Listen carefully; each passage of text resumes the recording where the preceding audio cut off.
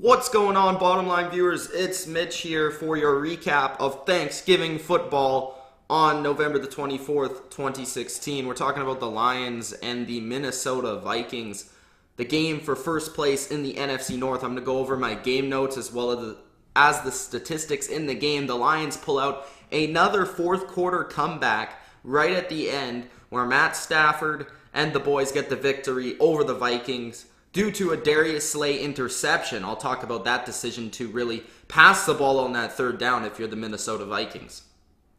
Okay, so let's start off with some of the statistics. Sam Bradford was 31 for 37, very efficient in the game, 224 yards and a touchdown, and an interception, sorry, the one at the end of the game. Didn't throw a touchdown in this game, but 31 for 37, a lot of that really had to do with a lot of short passes. Their game plan the last couple of weeks, they've noticed their offensive line. They've noticed how poorly they've been playing, especially pass blocking, and they were just getting it out quick, throwing to Kyle Rudolph, McKinnon, Asiata out of the backfield, a lot of screens to guys like Patterson. So a lot of the game plan had to do with Minnesota really throwing the ball short. On the other side, similar game plan. We had Matt Stafford throwing a lot of short passes. He attempted 40 passes in this game, completed 23 of them. 232 yards, a touchdown on the day, was sacked twice. Sam Bradford was not sacked at all in this game. Both had around the same passer rating. Sam Bradford 80.6, Matt Stafford 82.5. On the ground, it was mostly passing the football. They utilized their short passing game as sort of, the running game. But Jerick McKinnon had 9 carries for 31 yards, for 3.4 yards per carry. Theo Riddick had 9 carries for 45 yards for a 5 yards per carry. Theo Riddick isn't really going to be, your every down running back. He's more of that third down pass catching guy, and he's fantastic in that role, but they've really been utilizing him this year more than, he would really be asked to do on a regular basis because, of course, Abdullah has been injured, and he was expected to be, more of that every down running back where he can carry the load on first and second down. Riddick can come in and make those plays on third down, but he's done very well in the role so far this year and came up with a couple big plays as always in this game. I really thought Matt Stafford's legs was a big deal. 4 for 30 yards, had 4 carries for 30 yards. A lot of those were for converted first downs, getting him out of sack situations, getting him out of bad situations behind his offensive line, and he did a really good job. Matt Asiata also had a touchdown in this game. 5 carries for 27 yards. He ran hard. He ran pretty effectively as well for the most part. Cordell Patterson had a very key end-around conversion. 1 carry for 22 yards in this game. And Dwayne Washington was pretty much the most ineffective runner on the day, had 5 carries for 19 yards. Zach Zenner had 1 carry where he wasn't unable to convert the 4th down conversion. That was a huge play. Zach Line also had 1 carry for 2 yards. Receiving-wise, Kyle Rudolph was the biggest guy in the game plan for the Vikings passing-wise. Really, he's been a threat against Detroit every single time they play. He actually had 2 touchdowns in the last 2 times they played each other, but today he was unable to get in the end zone, but he still had 9 catches for 64 yards. Very effective on 10 targets. Adam Thielen had 8 catches for 53 yards on 11 targets. He was also very effective in the slot mostly. Stephon Diggs was unable to play. That's why Thielen was more heavily effective and utilized in this game. Jerick McKinnon had a big catch along a 41. Also had 2 other catches, pretty much, ineffective on the other catches. But McKinnon's 41-yard gain really set up a good drive for the Vikings later in the game. And pretty much that's it, guys. Cordell Patterson had 5 receptions for 15 yards. But again, all of them were bubble screens, nothing really down the field. Detroit's passing game, Golden Tate, Anquan Boldin, and Marvin Jones were the key contributors. Eric Ebron was left off the stat sheet. 0 catches, 0 yards. Nothing for Eric Ebron in this game. The Vikings completely shut him out. Golden Tate had a good day. I thought he was breaking tackles. He was making stuff happen after the catch. 5 catches, 77 yards on 7 targets. Anquan Boldin, 7 receptions, 69 yards, and a touchdown on 9 targets. Marvin Jones, 4 catches for 54 yards on 11 targets, Anquan Boldin was very key on a lot of situations. He was that guy was utilized a lot in, just getting the drive started, as well as Golden Tate. And he had a big touchdown at the beginning of the game on the very first drive. Theo Riddick also had 5 receptions, but was ineffective with only 13 yards. The Vikings defense, I thought, played a lot better in the second half with a lot more aggression. They got after Stafford a lot better.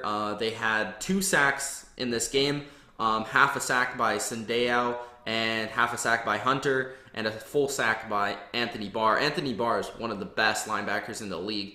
He also had a tackle for loss, a sack, and 4 tackles total. Harrison Smith had 6 tackles in the game. Captain Munderland had 5. Sandeo had 8. Trey Waynes, I thought, played pretty well. He had a pass deflection in this game, which saved a touchdown. Had 5 total tackles. On the other side, Tahir Whitehead had 12 tackles. A lot of those came in the second half, and 1 tackle for loss. Tavon Wilson, who I really liked, and he's made a lot of strides this year because he played on the Patriots for the past 3 seasons, and he played very well, I thought, for the Lions. He struggled a little bit on tight ends and coverage, but for the most part, I think he's a pretty good safety that the Lions have really utilized well this year. He had 8 tackles. Darius Slay was awesome. He had 4 tackles and 1 interception, the big interception at the end of the game. He should have had another basically forced interception because he was the one to strip the ball away, but they called it pass interference, which I thought was a terrible call earlier in the game. What else? Josh Bynes had a tackle for a loss. Haloti Nada had a pass deflection. There were a lot of pass deflections by the Detroit defensive line. When they didn't get to the quarterback, they sure as hell batted the ball down. So good job from the Detroit defensive line. I think these 2 teams are very similar. A lot of short passing game, very ineffective run games, and defensively, it's all about their defensive line. And I thought that Detroit, the difference in this game was Matt Stafford. He made a couple plays with his legs. He made a couple plays with his arm that only he can make.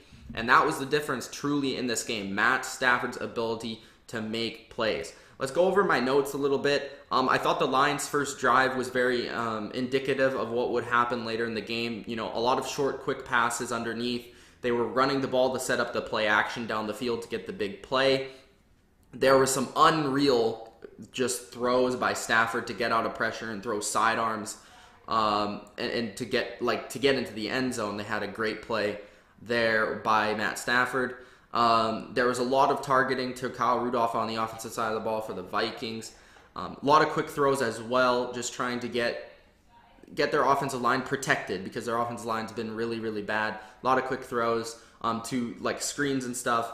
There was a fumble that actually was a fumble forced by, I believe it was Ziggy Ansah, but it was called back as an incompletion. That was a big play, and then immediately following that, there was the interception that was called back as well, which I thought should have been an interception. I don't think that was pass interference, in my opinion.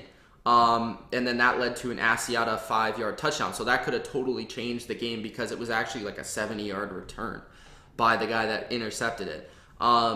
Stafford, again, using his feet on many drives to get first downs was awesome. There was a great play by Trey Waynes, like I brought up, that forced Lions into a field goal instead of a touchdown. The Lions rejected the Vikings on a 4th and 2, and then the Vikings turned the ball over on a 4th and 1 as well. So they did a very good job, just countering each other in this game. It was a very fun game to watch because these 2 teams are very well-balanced and very similar, so it made for a good football game. I thought the Vikings were very conservative on 3rd down with not only their play calling, but with their execution. I thought Sam Bradford looked to the check down too often on 3rd down, and that may have cost them a couple of plays, but I don't really blame him with the way that his offensive line has been playing. Now let's get to the end of the game. There were a lot of good stuff that happened during the game and to that point, but the last play of the game where Darius Slay intercepted the pass, the Lions had 3 timeouts left, 38 seconds. The Vikings, I think, were on around their 30-yard line when they threw the interception. It was 3rd and 7. I understand why you want to pass the ball there, but why do you pass it at Darius Slay? He is by far the best cover guy on the team, and that is where you go. A slant play that would have been intercepted earlier as well, almost the exact same play earlier in the game, and you converted that because of pass interference. But this time around, why don't you go to Kyle Rudolph or Rhett Ellison, who have been having great success against these safeties and linebackers.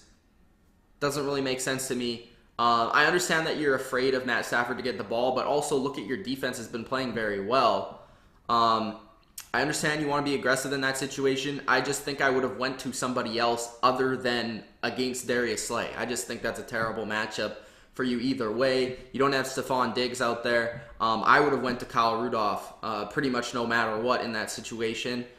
Maybe tried to get McKinnon or one of your backs open as well because they were having some success.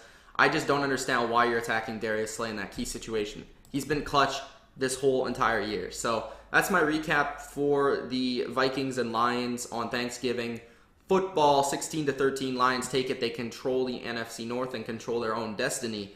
Congrats, Lions fans. Vikings fans, you're still in it. Don't worry about it. You guys can come back. You showed some promise in this game, but I think the Lions, the difference was simply Matt Stafford, who's the MVP of this game. Thank you guys for watching. It's Mitch again. Subscribe, Gronk, spike the like button, and peace out.